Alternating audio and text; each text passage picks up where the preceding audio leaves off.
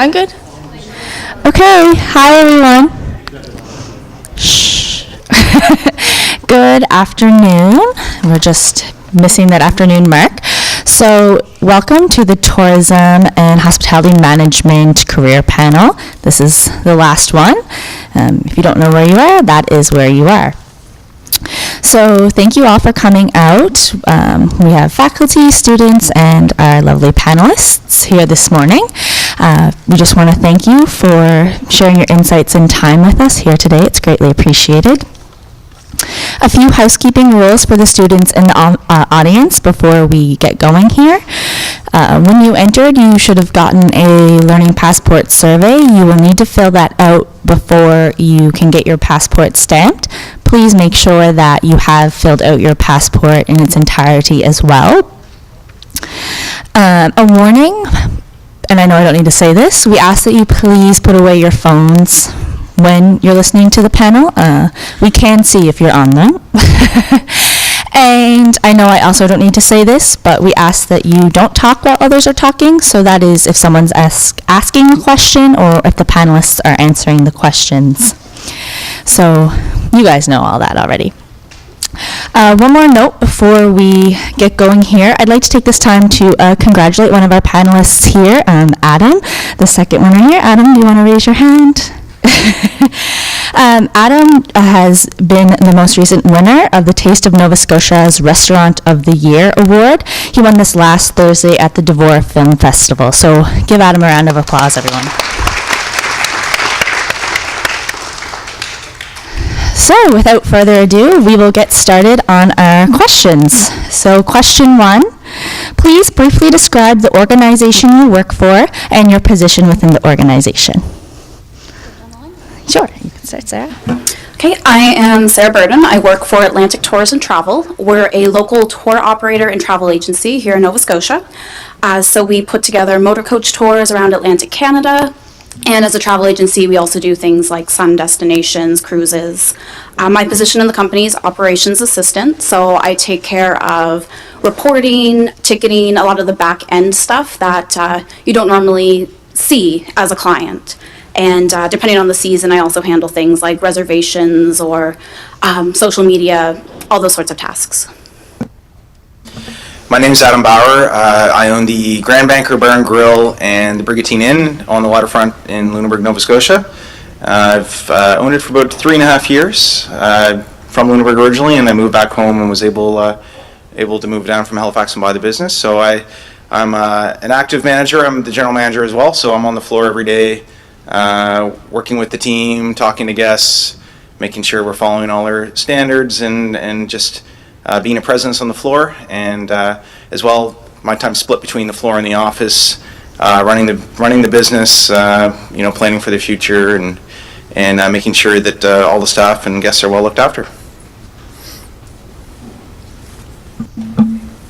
Hi, my name is Catherine. I am the Director of Sales at the Hampton Inn and Suites in Dartmouth Crossing.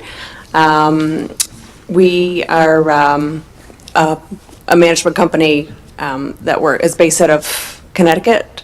We have several hotels here in Atlantic Canada as well as throughout Eastern United States.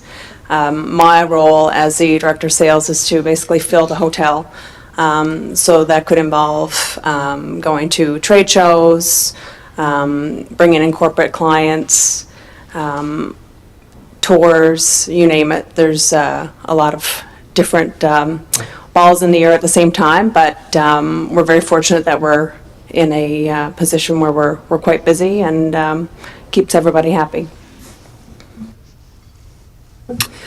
Hi everyone, I'm Max Rastelli. I'm the owner of Segway Nova Scotia. We're the Segway Experience Center. You may have seen us down on the waterfront, so I guess most of what we do is Segway city tours. We're also a Segway dealer, and you could say that we're responsible for introducing Segways to Nova Scotia. Thank you for all those wonderful introductions. Question 2 for this afternoon. How has your career evolved? Are you doing what you plan to do, and how have your experiences affected this? So when I was a student at the Mount, I kind of knew right away I wanted to work in the tourism half of the tourism and hospitality industry. I have done, retail, front desk at hotels, but now I like the behind the scenes work, the putting together, the organizing, the research. So I think I am where I want to be, but I still have some time to figure that out. But it's good to test a little bit of everything along the way to figure out, what fits for you and what you want to do. So for myself, I actually had my first job in the industry bussing tables at the Grand Banker at the restaurant I own now. I started there when I was 18. I was graduating high school, didn't really know what I wanted to do when I graduated yet. And I had my first job there in the hospitality industry. And even when I started bussing tables there, I realized it was the industry I want to spend the rest of my life in. Had no clue where it would take me. That's when I found out about this program at the Mount. And I came to the Mount right after high school, took the tourism and hospitality program, and I did my first work term back at the Grand Banker. I served, I bartended. I did my second one in Halifax at Murphy's on the Water, and the third one I wanted to go back to Lunenburg to spend my last summer back in Lunenburg, and I wanted to go back to the Grand Banker, but I was told by my co-op advisor that the only way I could go back to the Grand Banker is if I was given more responsibility. And going back to the same place. So I asked the owner then, Alan Creaser at the time, if he had something else he could give me, maybe a project or something that would allow me to go back there, and he offered me the assistant manager position. So that was pretty big for me to get that during a work term. I didn't expect that, and it turned out that helped me when after I graduated, I applied to work for Fairmont Hotels, and that helped me get right in with management at Fairmont. Then I went out west, and I worked for Fairmont for 4.5 years. And on a resort like that, I was able to gain experience working everything from pubs to Five Diamond Fine Dining to banquet functions for 1,000 people to serving the Queen of England, a lot of high-end events, and working for a big company and really learning this best practices and standards that a company at that magnitude has in place. And that helped prepare me to transfer back to Halifax. Delta Hotels and Fairmont were the same ownership at the time, so I was able to move back to Nova Scotia, which I always planned to do, just didn't know how it would happen the longer I was out there. And it was actually my cooperative advisor from the Mount at the time who told me that Delta was hiring and that Mary Dempster was going to be in Jasper. She was the general manager at the time here, and so it was that connection that from the Mount that allowed me to come back. Who knew 4.5 years later, university will still help me in more ways than you'd expect.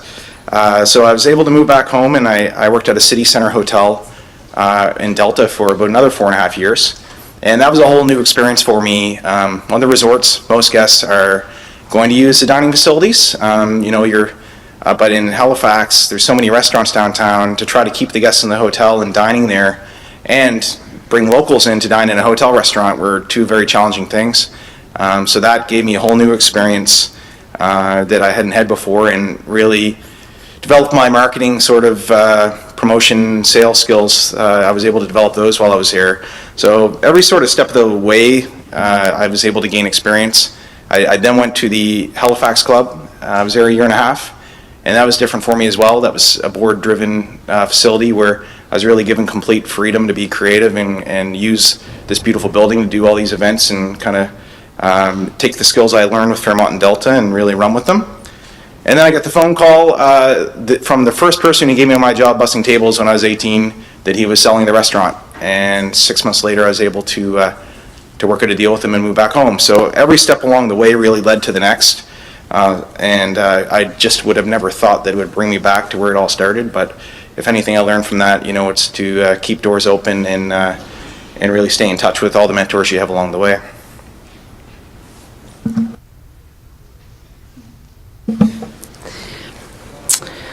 My career evolved starting basically with the co-op program here when I was a tourism student at the Mount.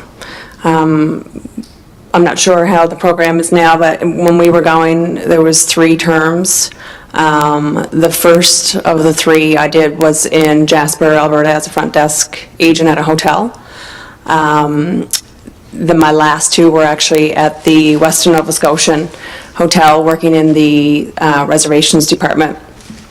And during that time, I connected with some great people who some of them had followed the same path as I did, so they were kind of taking me under their wing. They saw some potential in me, and just opened some doors to lead me to eventually work up to the position that I'm in now. I left the company for a little while, got some experience, and then was asked to come back when they were opening the new hotel in Dartmouth Crossing. So yeah, the key, I think, is doing a great job and aligning yourself with the right people.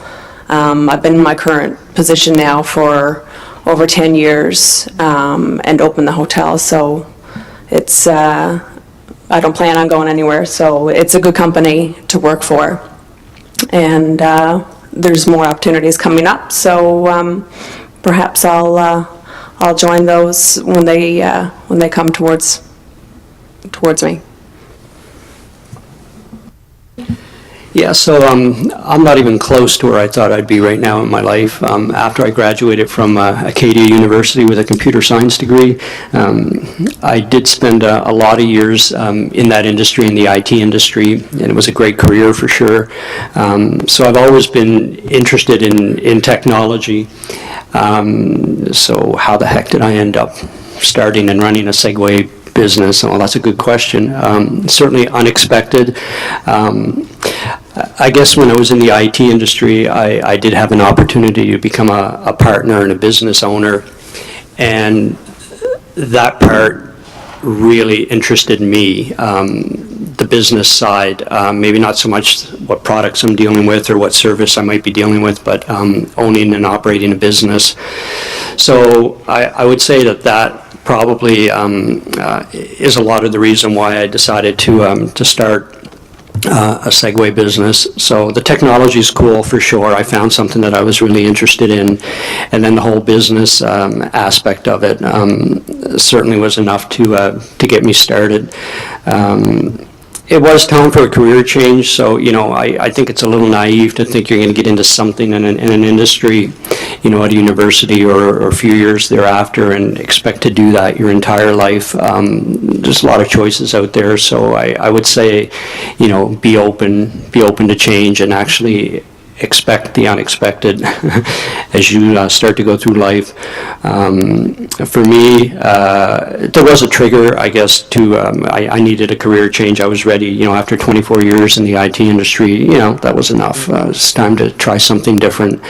And it really was believe it or not, a simple little Segway tour in Italy that triggered something that interested me. So when I came back to Canada, it wasn't long thereafter, then the opportunity came up, and I decided to take it.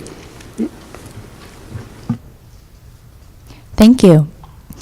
Question number 3. Dealing specifically with your company, describe the hiring process for university students and graduates. What does your company look like for new hires? And we could mix it up and maybe start with Adam. Your mic. We're open year-round. We're open year-round. Our peak season, we're April or May. We're starting to hire for the summer, but it really ramps up later in June. Getting a little bit earlier every year, but we're always looking for graduates from everything from entry-level positions to, I did this summer actually. I hope to hire. I hope to hire someone who's looking for work, or maybe potentially to do a management position there as well this summer. We're always looking. We have an inn and the restaurant, so there's a lot of different positions there. We're looking for people that are very personable. In the hospitality industry, you have to like to work with people, that you're engaging, are very positive. You're on the floor in a busy atmosphere, dealing with guests all day, and you have to be genuine and maintain positivity and be outgoing.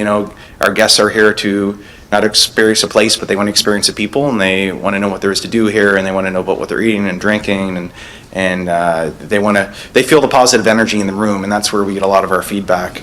And open-minded, going to work at new places, you're going to see things a different way, maybe different than you've done before, and just continuing to be open-minded and seeing how things are done, And, I love when someone comes in with an open mind, but also has suggestions, because we're open-minded as well, and everyone brings a different experience with them. So we don't only want our staff to learn from us, we want to learn from them as well, too.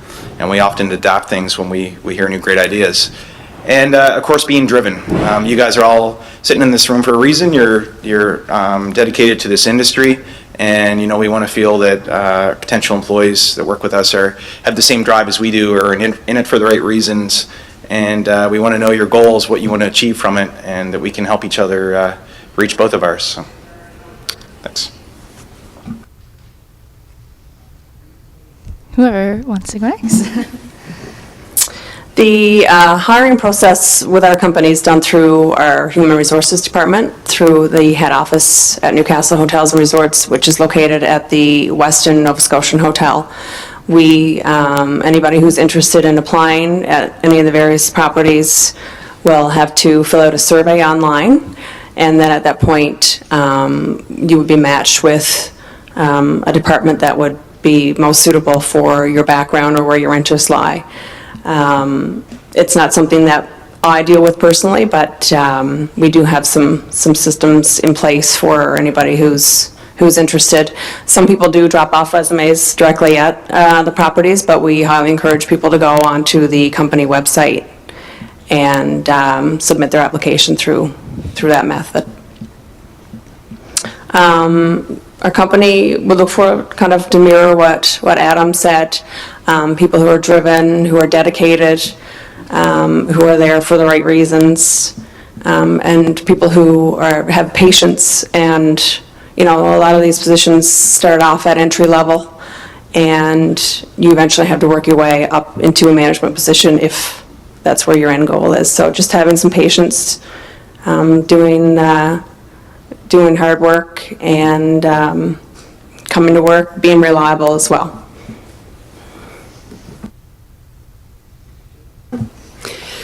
Yeah, so right now, Segway Nova Scotia is seasonal, so the folks that we hire typically tend to be students or millennials, which I love millennials, by the way. So some of the, I guess, things we look for, certainly personality and enthusiasm, someone who shows ambitions and is motivated, the usual things, I guess, that you would assume that you need to have. Now, I think it's important that, marks are important. Certainly, putting together a good resume is important. But really what your marks, and that great looking resume give you is an opportunity to get that interview. And I mean, that is so important. You got to do whatever you can to make sure that you do have opportunities to get those interviews. What makes you stand out versus all those other resumes that we may all see come across our desks. I think it's really important that you do what you can to network. Learn about networking, learn about good networking events that you can be attending, and learn how to work that room or that event or that environment where you can make an effort to meet people. You'll never know who's going to show up at these networking events, but I feel personally that it's really important, because sometimes all it takes is that quick little informal meeting at a networking event, and boom, there's your interview. So I think that's important. And also, do be careful what you post on social media. I don't know about you folks, but when I get a resume, the first thing I do is I go try to find that person on Facebook or social media and just kind of get a sense of who that person is, maybe in the real world. So employers are watching that, so do be careful about what you post on social media if you're looking for a job. For us, our office is open year-round, but our tours run seasonally. So we kind of have two pools of employees. We have our office staff, and then we have our tour guides. So obviously different requirements for both parties. for both, you need to be enthusiastic about Atlantic Canada because that's what we're selling. We're selling the provinces and what to see and do and the people. So no matter which job you're doing, you really have to be passionate about where you live. For guides, it's a good fit for those. We hire a lot of retired teachers because they're used to speaking in front of people and they have history and knowledge and they enjoy presenting and talking to others. For our office staff, you need to be, very detail oriented. Students or graduates are great because you've already dedicated 4 years of your life to study in this degree, this industry. And when you're writing itineraries and tour proposals, being able to do research and write well, which, you do so many essays in university, those sorts of skills are a really good fit. But in terms of a hiring process, because we're small, we don't necessarily have clear guidelines like a corporation would have. So basically, always keep an eye out. We use Tourism Talent, because the website for industry members, because that is somewhere that people who truly want to work in tourism and hospitality are searching for jobs. So that's a great place to keep your eye out. And we do hire co-op students as well. So when January, February comes around, take a peek because we have office and guide positions available. Thank you. Question 4. We have a lot of people in this room today who would like to become senior managers within the tourism or hospitality industry. How can they accomplish that goal? Do you want to start? Max? Yeah, so it's probably obvious, you probably hear about it all the time, but you really got to try to find something that interests you or you're passionate about. And I know that word gets overused, be passionate about what you want to get into. And it is important, even if it's something that just makes you curious. If you're not passionate, if you're really curious about something, then maybe that's just another word you can use. But it is important, but don't feel like, the moment you graduate or in your last year, you got to know what that is. Sometimes it takes time to figure that out. We talk about millennials, and I guess you're all millennials for the most part in here, and there's a certain stigma attached to your generation.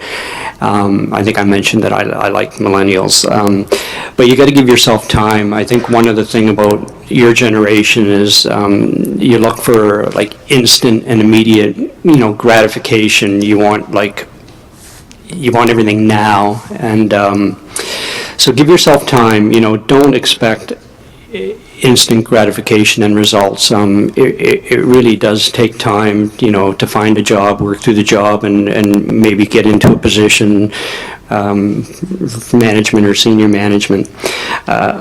I think it's important that you set goals for yourself and that you have rules, but in my opinion, don't focus so much on short-term results.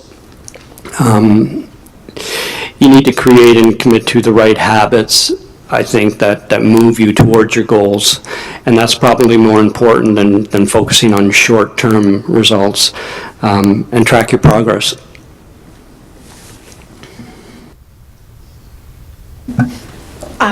I would say it's important to show up. Whatever you commit to, make sure you're giving it all. So, if your manager comes with you with extra projects, something you've never done before, don't say no. Take on, whatever tasks that are presented to you and give it 100%. If you do, if you make yourself invaluable, then they're going to be someone, you're going to be someone that the staff is going to want to keep on and they are going to want to see you succeed. So yes, that'd be my advice. Just do what you do well and give it 100%. Yeah, definitely a big thing is finding someone to mentor to. I know that's for myself everywhere I've worked. I've made sure there's someone there that knows my goals.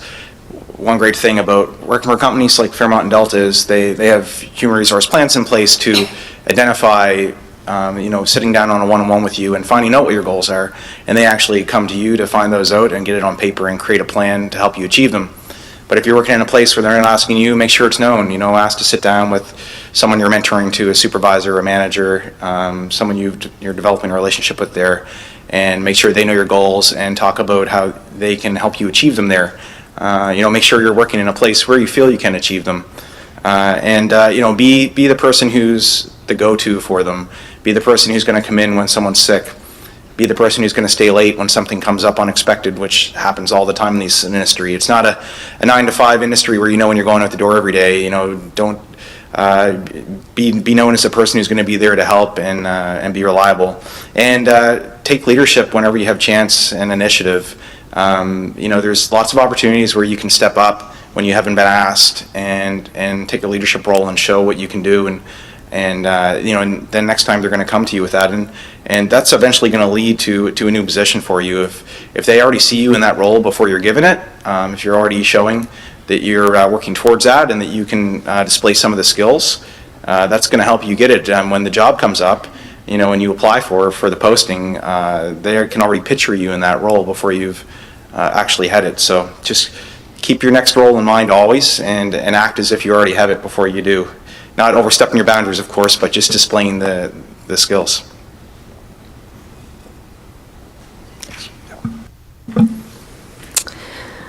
I would say finishing your degree would be a very important thing to do. A lot of times people who have the degrees stand out to say that you've put in a lot of hard work and you've finished something and you started it.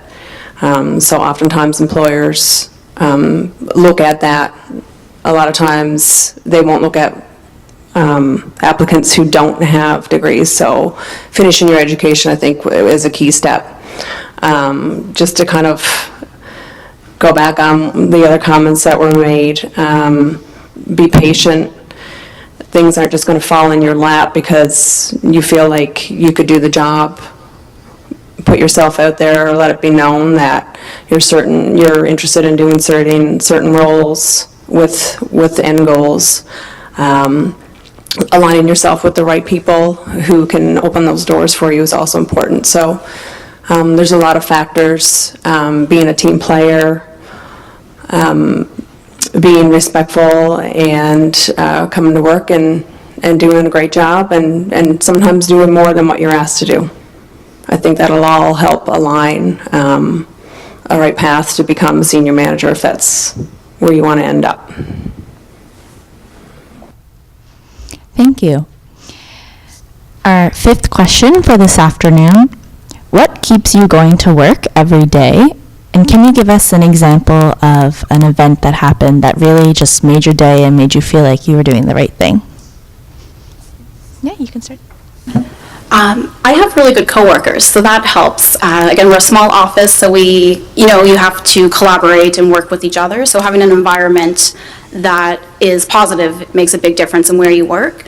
And in terms of an event, I guess it was kind of a slow growth of an event, but when I started with the company, Iceland hadn't really picked up as a very popular destination like it is today. I couldn't even say Reykjavik, let alone spell it.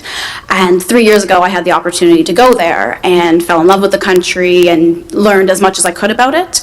And last winter, we did a webinar about traveling to Iceland. And we had about 150 agents and tour operators across across North America sign up for this webinar.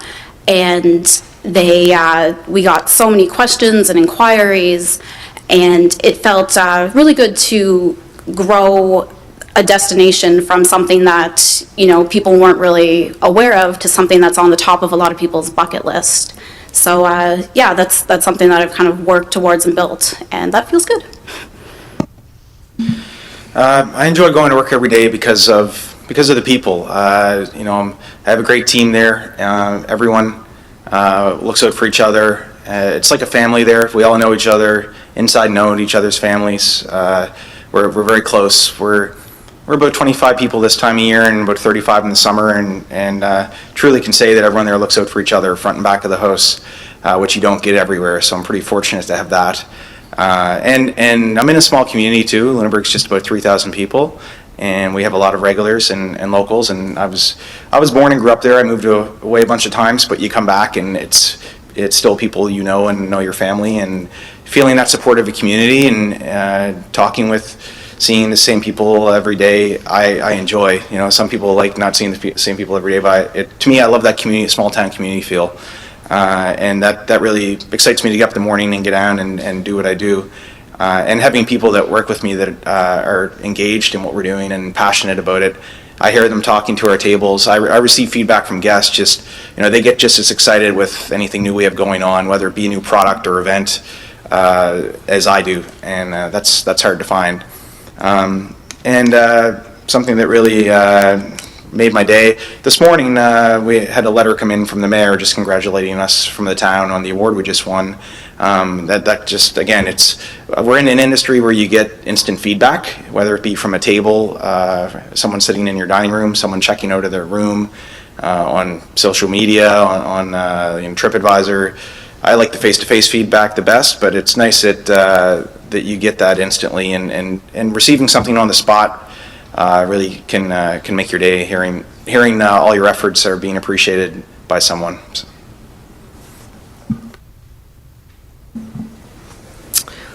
Well, I think it's obvious that being involved with a great team, based on the other two speakers, that's key, and wanting to go back to work every day.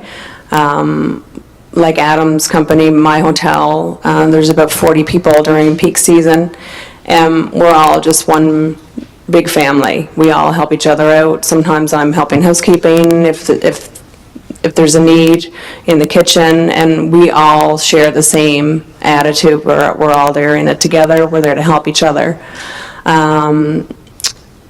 Another thing that we do regularly is collect donations. We're heavily involved in charities.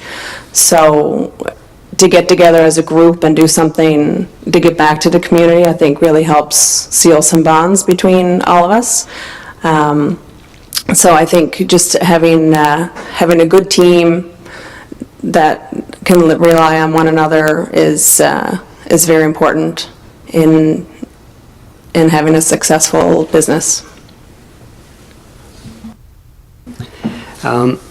I really do enjoy meeting new and interesting people from, well, all over the world, really. So I guess that's a big part of what motivates me is just having that opportunity to meet all sorts of different and interesting people. We really do have a beautiful province and a great city here in Halifax, and I think a lot of people maybe take that for granted. And what we do, at Segway Nova Scotia, I guess, is it gives us the ability or an opportunity once again to just show people what we have, and that is very rewarding, I guess. I would argue that I have the best office location in the city, where I'm right on the waterfront and I'm outside most of my time. I really do have a great office. Look, if you can find something that you have fun at, boy, let me tell you, you're in the minority, but you're very lucky. So we do enjoy the challenge in trying to create world-class experiences, and in this industry, you're going to hear that term a lot. If you haven't already heard it, there really is this drive by organizations in Nova Scotia and governments to work on creating world-class experiences in this tourism industry. And I'm just happy to say that we can play a small part in that. Thank you. For question number 6, we have, what are the most important skills needed by people who want to work in the tourism and hospitality industry? Start with, you want to start? Some of the most important skills, I think we probably touched on some of them already up to this point. Just having the drive, putting yourself out there, not being afraid to meet new people, let your employers know what your end goals are, and really strive to reach them. Being reliable is another important skill to have, and just having common sense, basically, being a well-rounded individual who's a team player and is willing to go the extra mile to get your name out there and be noticed within your peers.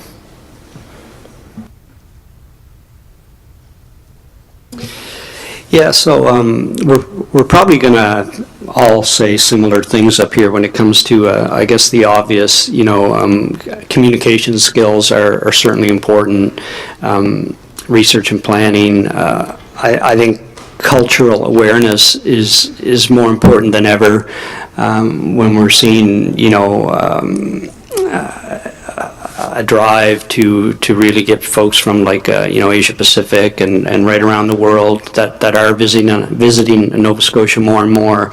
I think it is important that you try to understand different cultures and be aware of that.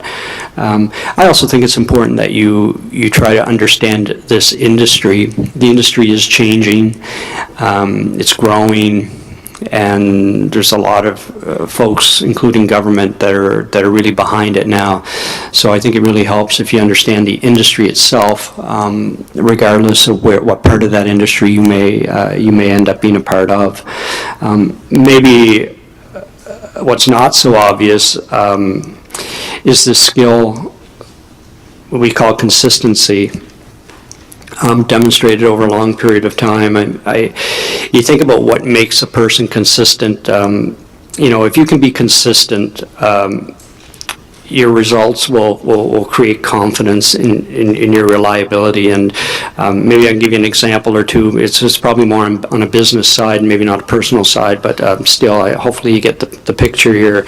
You think of a franchise like McDonald's or Tim Hortons, and what is it that makes them so successful? You could argue that McDonald's doesn't have the best hamburgers in the world and Tim Hortons doesn't have the best coffee in the world, but really what makes them successful is that they are just so consistent, and you know what you're going to get.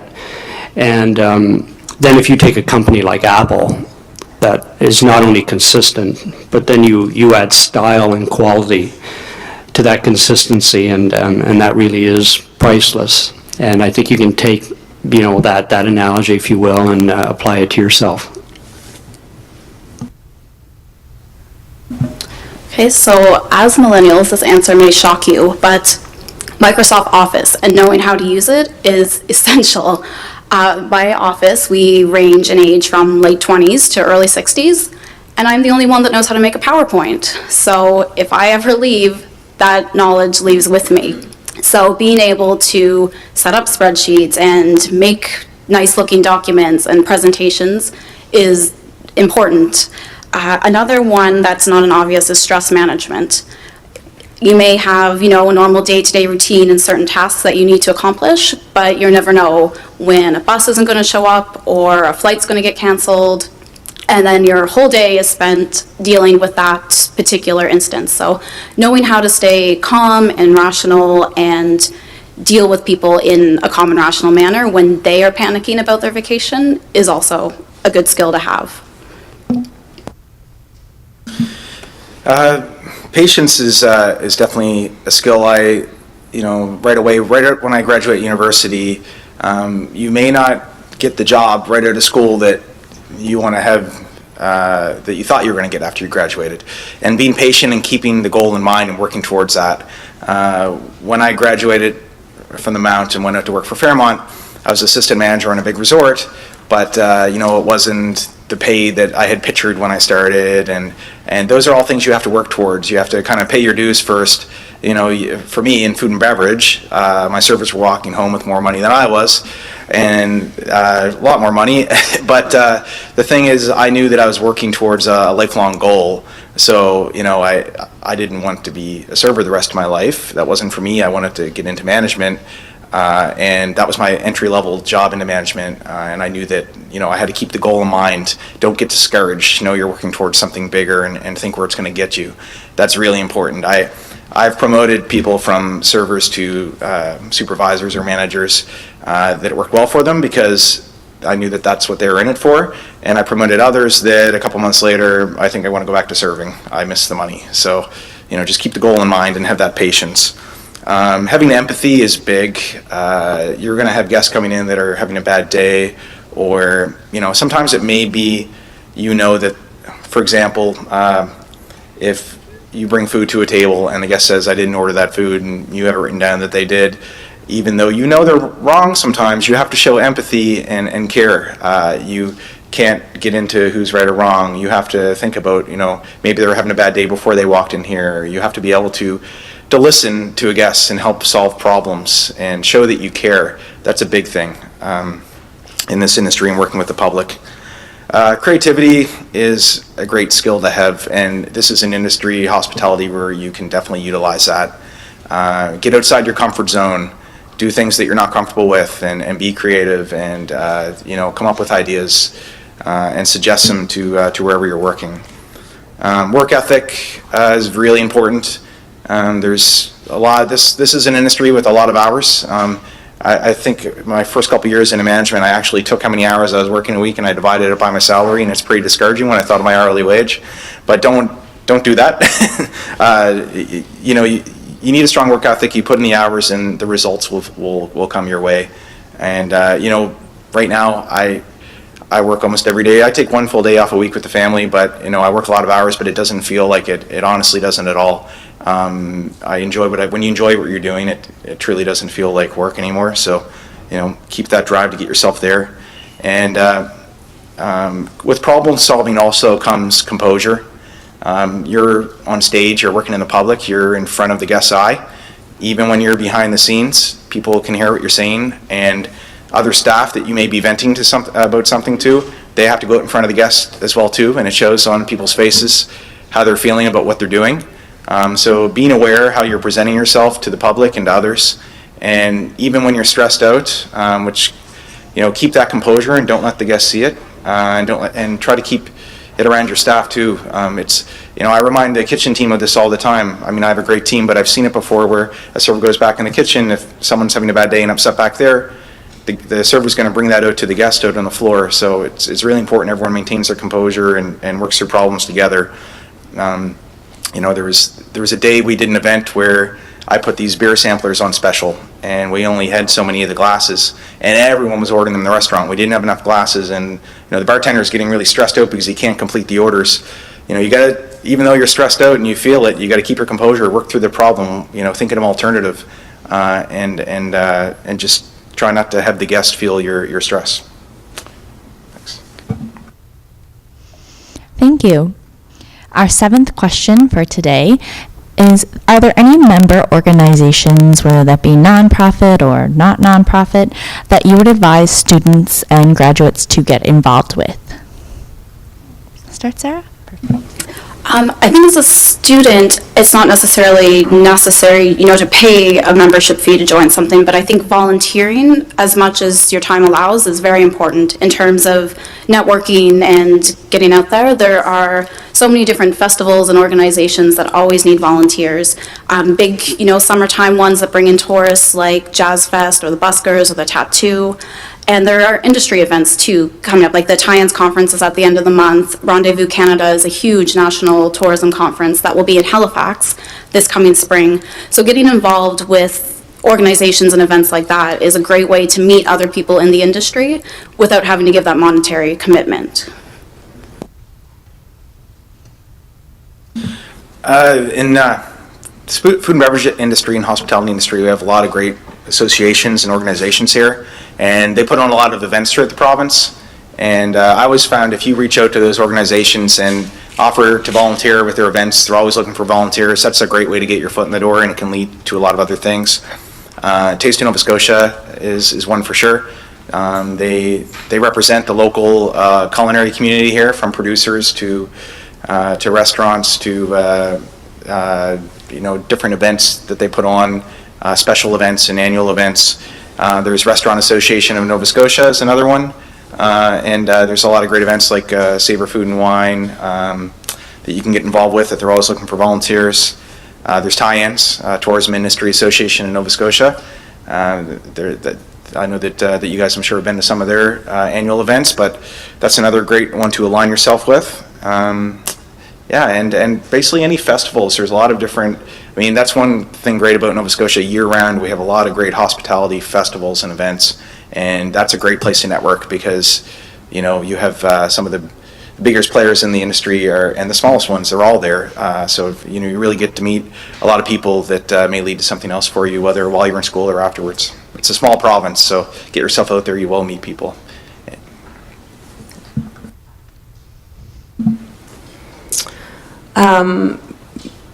Again, going back to what you guys have mentioned, tie-ins is a great one with the tourism industry. There's the Halifax Chamber of Commerce that you can get involved with. I know there's a membership fee. I don't know if there's... They're all members. Oh, excellent. Well, there you go. Halifax Chamber of Commerce. Great, great organization to be involved with. They have several monthly networking events all throughout the city. And yeah, that would be a great way to get your name out there, start making some connections, letting people know where your interests lie. I go to a monthly networking event in Dartmouth. It's called the Greater Burnside Business Association. It makes sense for me because my hotel is located right in Burnside, which is where a lot of corporate businesses are located, so they're in my backyard. So just getting out there, again, festivals, if there's any places where you can volunteer and just make those connections in a field that where your interests lie, I think those would be a great place to start. Yeah, everybody's said some good things here, and tie-ins, of course. Tourism Nova Scotia is another organization that you may want to reach out to. Discover Halifax. They used to be called Destination Halifax, but that's also a great organization. And Catherine mentioned the Halifax Chamber of Commerce. One term or word that you may have heard over and over today was network and networking. And I believe it is so important that you understand how to network, and that you actually make an effort to go out and network with organizations like this. You never know who you're going to meet there. You know, for us over the last 5 years, you know, half the people we've probably hired have not been through a formal kind of hiring process, you know, where we're advertising and then collecting resumes and doing interviews. Probably half of the people we've hired have been through some form of networking. You know somebody who knows somebody, and you have an opportunity to meet that person sometimes in an informal setting, and that leads to, you know, a position or a job opportunity. So do not underestimate how important it is to network and get in with organizations and groups and volunteer work and events that may be going on that all help you network. Thank you. Last but not least, our final scripted question for this afternoon. Describe some of the changes that you've seen in the tourism or hospitality industry within the last 5 years, and where do you see trends or changes going forward? Start with Sarah. Sure. For our company personally, our main demographic is senior travelers, you know, going on motor coach tours, escorted. And we found that there is we've had a big shift in the last 5 years of independent travel. So instead of taking a coach tour around the provinces, they still want us to do their planning, but they're driving themselves. And of course, social media has been a big influence. People want to see pictures and they want to share their pictures. And I think that's just going to continue to grow. Again, the senior market, they're on smartphones, they're using tablets, they want to share their experiences with their grandchildren, and they're doing more of their own research. They're not just, you know, calling up a travel agent and having them take care of the details. They want to know what they're jumping into when they come and visit here. So that's what I think, just online presence and independent travel would be us. One thing that's been changing gradually, definitely over the last 5 years, and it excites me a lot, and one of the reasons I love this industry here is the local movement. all you have to do is get down to the market, whether it be here in Halifax or I was at the one in Lunenburg this morning, and I couldn't find a parking space there. People like to shop local, buy their products, know who they're buying it from, where it came from, know the story behind it. And I got in this industry because it wasn't because of food, it was because I was proud of where I was from, and I loved talking to people about where I was from, and now I get to talk to them about what we have to drink, what we have to eat, everything on their plate and in their glass, there's a story behind. And you see more and more restaurants, jumping on this movement, and it's just going to continue to grow. I mean, we have over 40-some craft breweries in Nova Scotia now. When I moved back here from Jasper in 2006, there was just 3 of them. There was Garrison, Propeller, and Granite. So to think there's over 40-some now, I can't keep up with all the new ones. We put them on all of them on our rotating taps, and every day I'm hearing of a new one. It's hard to keep up with, which is really exciting. And the season's extending. I've seen this, especially over the last 3 years. We've had some great numbers here in Nova Scotia. Tourism's just growing, and I remember it used to start, later in June. It would start to pick up, and July and August were your peak months, and you were winding down by the middle of September. Now, it's in spring and April, it's starting to grow. By May, we're doing numbers that we were once doing in late June, and it was only a week ago that we had 6 buses in our the parking lot across from the restaurant in the museum parking lot there, and the town the rooms were still full just a week ago. It's starting to quiet down now, but I mean, to think we almost made it till November doing basically summer numbers, even down in Lunenburg, is really great to see for all of us. It keeps that season longer and keeps hours for our staff, and all the businesses that it spins off onto in the community. And this may be more Lunenburg-wise, but I've seen a big change in young people moving to a rural area like, a small town like Lunenburg. A lot of people I grew up with who had moved away out of province realized the quality of life that you can have in a smaller community, and they've moved back home. We're an hour from Halifax, but it's the town has a lot of things going on for a small town, and it's nice to see that change. And technology too, with speaking earlier about how we receive our feedback, a lot of it's online, but the expectation is you need to reply back right away. You can't, if you see a TripAdvisor or you get an email from a guest, you can't sit on it for a week. You should reply back to it day of or next day. And the expectation of response to feedback has grown. It's funny, the restaurant's been kept up over the years, but it's funny, one thing on the wall, there's a comment card box that's still on the wall there that I'm going to take off this winter when we when we do some work in there, because it serves no purpose. We don't have comment cards anymore. No one fills them out. They don't want you to see a card they filled out a few days later. They want you to know now. So it's just really important to keep that in mind, that you're expected to respond quickly. Well, I think this is a really great time to be a tourism student, because there's so much happening in the industry. A lot of growth, even in small towns where Adam is from in Lunenburg.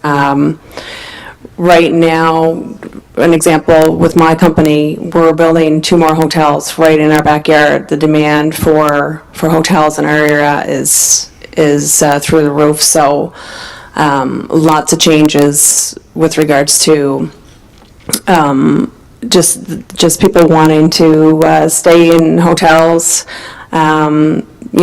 experience the province itself, and having technology current and everything online accessible to everybody who's shopping around is great.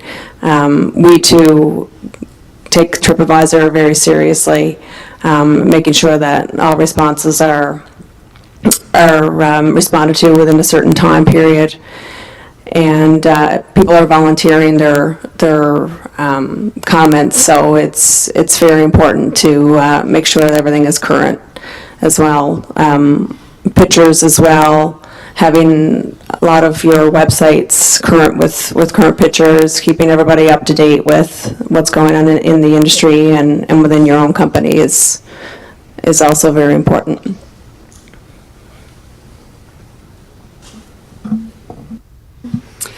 It really is a great time to get into the tourism and industry and the hospitality industry.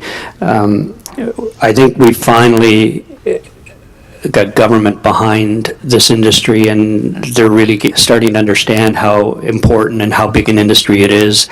For those of you that may have seen or read or heard of the Ivany report, I mean, in there it was great to see, tourism identified in the Ivany report, where they set a very ambitious goal, I guess, of doubling tourism revenues from $2 billion a year in Nova Scotia to $4 billion, by the year 2024.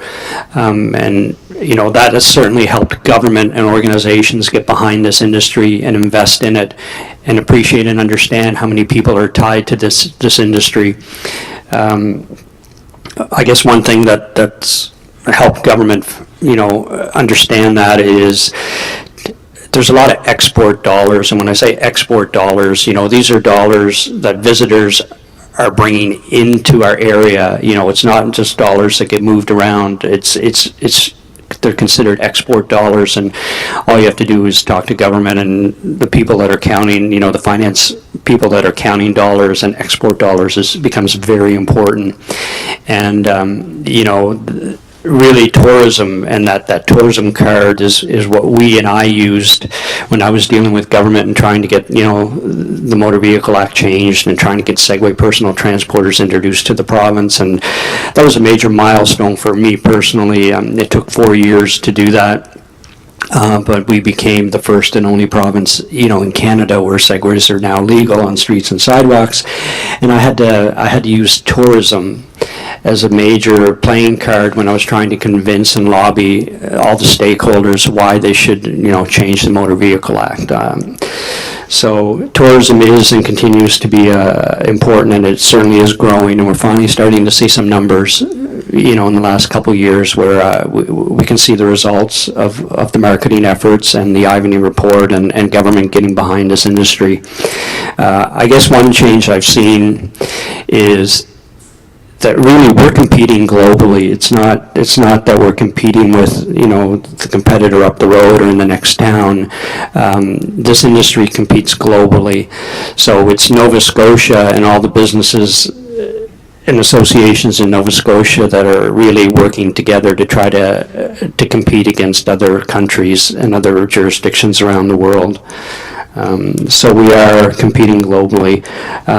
I think I said it earlier that we do have an amazing province and an amazing city that I hope we're all proud of. And so we do have something that can compete on a global stage. And I guess in closing, it's just a comment I heard that is so true, that Canada, not only Nova Scotia, but Canada is getting recognized around the world for how great we have it here and what a great place it is to visit and come spend your export dollars. And with everything that's going on in the world today, Canada's considered safe. So I think you're going to continue to see tourism grow, and it's a sad thing to say, but in some part it's because of how unsafe other parts of the world have become, and Canada is still considered quite safe for the traveler. Wonderful. Thank you for all of your well thought out and insightful answers. So a round of applause for all of our panelists up here.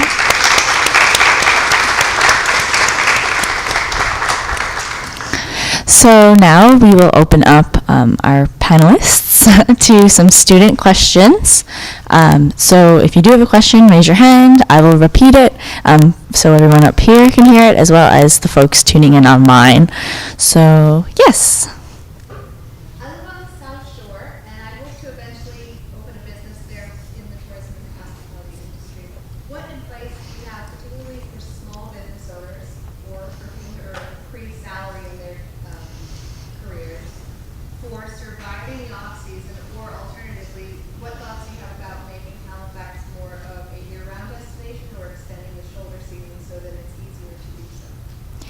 So that question for the panelists was, living on the South Shore. Living on the South Shore, as far as being year-round, we're one of the few that stay open throughout the winter. And before I bought it, it was closed at 4 previous winters. And what's really made it work for me we don't lose any money in the winter, which is the goal. You want to be able to employ and keep your staff year-round, and we do make money, and it's because we are serving something that, I would say we're serving something that 90% of the population can find something on the menu in regards to a restaurant. So your product's something that, a majority of your population can get into. In the tourist season, there's so many people there, there's hard to find a seat in a restaurant, but in the winter, it can be quiet if you're not doing something that majority people can get into, and doing things that are unique. We do a lot of events. We do a lot of promotion, marketing around events, and we're doing something unique that otherwise someone would think they have to come to Halifax to experience. You're providing a small community. People are looking for things to do in the winter. It can be, people can find it boring at times. So if you're doing something that influences them to get out and spend their money in the winter, and you're being unique, doing something different, I find that really works, and it's been well received. And we work hard in the winter to always have something new coming up. We don't get stagnant. A lot of other restaurants I've seen in small towns that they do the same old, and it may work for them. But if you're going to be a new player in town, you really need to set yourself apart to get people to come to your place instead. Thank you. Anyone else like to comment on that question? I would just add to that it is a real challenge to figure out what to do in the wintertime. The tourism organizations are trying to figure out, and hopefully, the new and fresh creative minds of the next generation are going to help this province figure out how to extend our tourism season and come up with something that can keep us going, 12 months a year. For those businesses that are seasonal businesses, obviously our business plan is such that we're really busy, 6-7 months a year, and we can get through the slow period.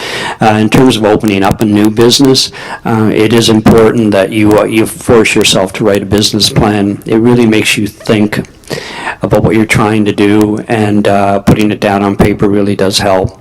So do put together a business plan, and do not underestimate how much time it's going to take to get profitable.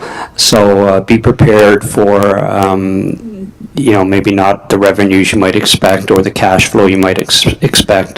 Be realistic, and it may very well take you 3 years or more. Excuse me. 3 years or more, to get profitable. So you got to make sure you do your homework and get a good business plan together. I guess my suggestion would be, don't be so focused on bringing in those tourist dollars that you ignore the locals as well. If you're setting up in a small community, you need their support. You need to support other local businesses so that you're keeping each other afloat during the winter months, when it is only the locals that are going to be coming into whatever your business is. So don't isolate them in the busy summer months. Make sure you have a product that's going to appeal to the visitors and to the residents of where you live. Great, thank you. Any other questions out there from the audience? Yes? So I find Nova Scotia tourism is growing dramatically, but it's kind of centralized in these hubs. So we have Halifax, it's the main one, and then there's the Valley with all the wineries that's bringing a lot of people. Cape Breton Highlands has always been really big, and Lunenburg as well. And I find there's a lot of areas that are untapped right now. And there's some businesses like Dartmouth Brewery that kind of put them on the map, and that's really great. They didn't have anything like that before. And I'm just wondering if you think the risk is greater going into one of these unexplored areas and opening up something for locals and to try to bring tourists to that place, or to try to compete in already really established areas like Halifax, where the rent is so high, where restaurants are likely to fail after 3 to 5 years. So it's kind of interesting where to go. So that question regarded the centralization of tourism within Nova Scotia. So the main question was, is it better to take a risk and move outside to places that aren't so competitive in the tourism industry, or do go into those centralized areas such as Halifax and compete? There does come risk, but there's also great opportunity. Like Chattabagush, for example, I mean, it's a thriving brewery. There's Roofhound is outside of Digby on farmland in the middle of nowhere, and it's a brew pub, and the owner Leslie's doing extremely well there.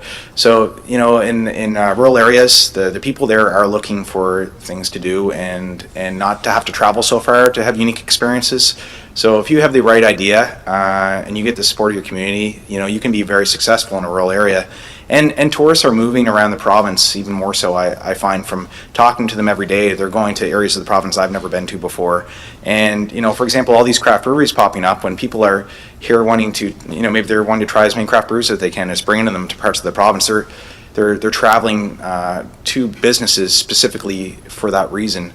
So I find tourists are moving around a lot more around the province, plus the local communities are supporting new local businesses. If you have the right idea, definitely very, if you have something unique, and you test your market there and you feel there's a need for it, I think it's worth the risk because there's a great opportunity. Yeah, I certainly think that there's opportunities in both. I mean, if for whatever reason you want to focus on something in the Halifax area, you're certainly going to get the people and the crowds.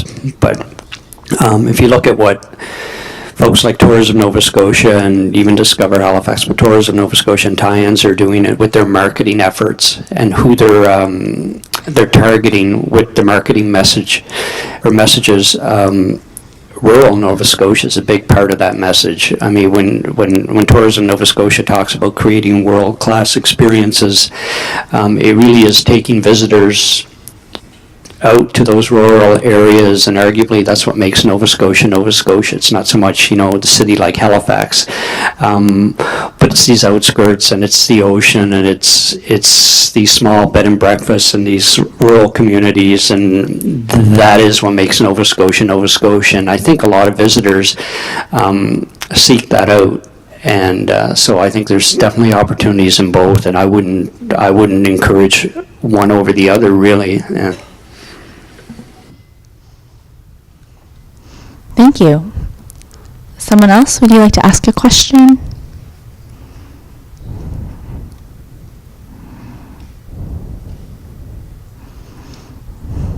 There should be one question out there.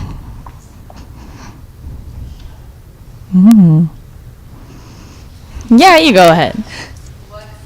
What's your favorite local beer or wine from Nova Scotia?